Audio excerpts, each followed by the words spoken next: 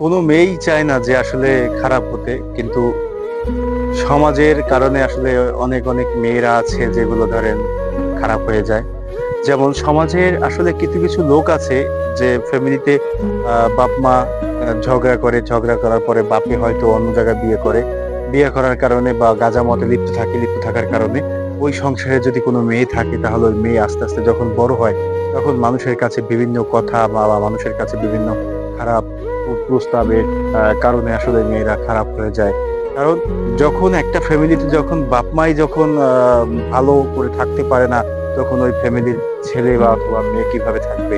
আসলে আমাদের সমাজে এরকমের হাজারো হাজারো ফ্যামিলি আছে যে ফ্যামিলিতে বাপ মায়ের কোনো ভালোবাসার বন্ডিং নাই, বা যে ফ্যামিলিতে বাপ মা একত্র নাই, ভিন্ন ভিন্ন ভাবে থাকে। ওই ফ্যামিলির পোলাপান বা ওই ফ্যামিলির ছেলে মেয়ে আসলে খুব কষ্টের ভিতরে জীবন যাপন করে।